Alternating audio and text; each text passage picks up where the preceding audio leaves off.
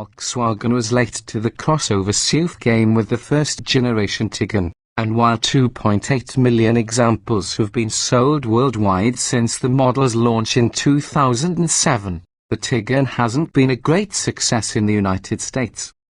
American customers have complained about a high price and a lack of space compared with vehicles like the Honda CR-V and the Toyota RAV4, which is why, when the new version of the Tiguan launches here next summer as a 2018 model, we'll get only the long wheelbase variant.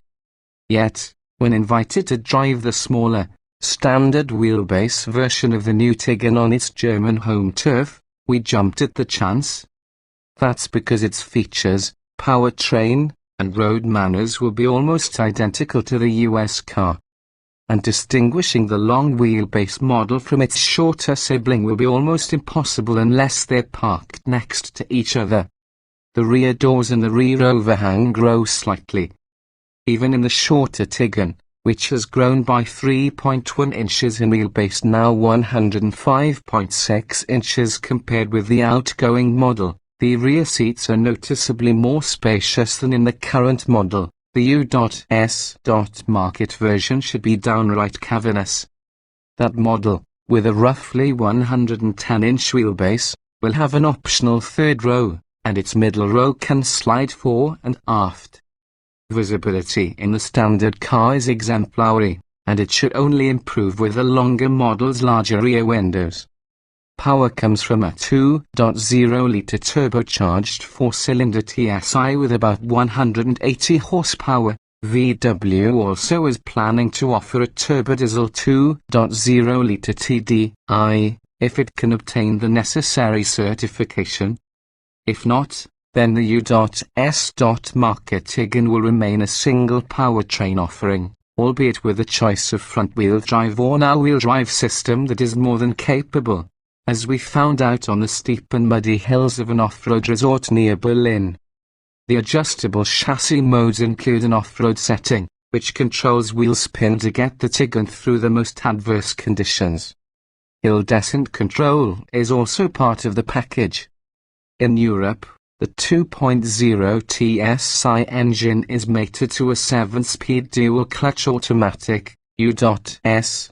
bound models will get a conventional 8-speed automatic. The 2.0-litre dual-clutch combination makes for a pleasant and responsive powertrain with a silky soundtrack, but it fails to move the needle in terms of performance. With an estimated 0 to 60 mph time of 7.5 seconds and a top speed of 130 miles per hour, this isn't exactly at all a GTI.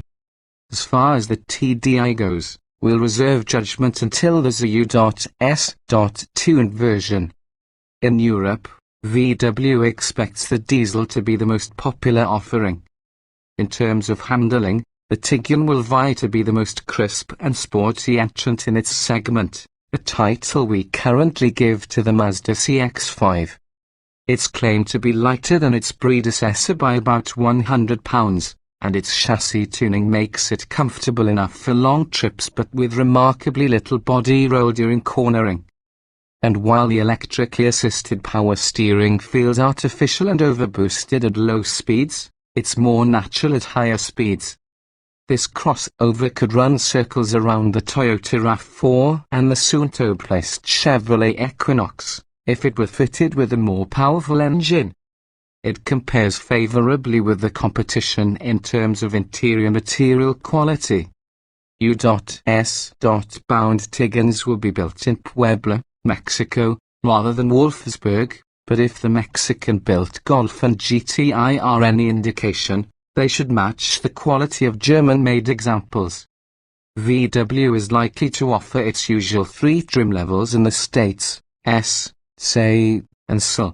Plus an inline package with slightly different visuals. We hear that the top-of-the-line trim level will be fitted with the same configurable, digital instrument cluster available on European models.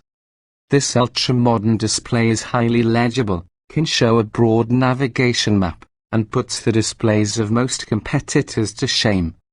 Other noteworthy features will include standard LED taillights and optional LED headlights. With its sharp body creases, this vehicle loses sophistication, even if its styling is slightly understated. As much as we like the new Tiguan, we lament the fact that it is actually less powerful than its predecessor. In this European specification, it has all the ingredients to move to the top of the class, with tasteful design, rich materials, and upmarket features. If the Tiguan is to make a lasting impression here, VW needs to offer high levels of technology and convenience features. At least the value proposition will be attractive. We're told to expect a $23,000 starting price when sales start next summer as a 2018 model.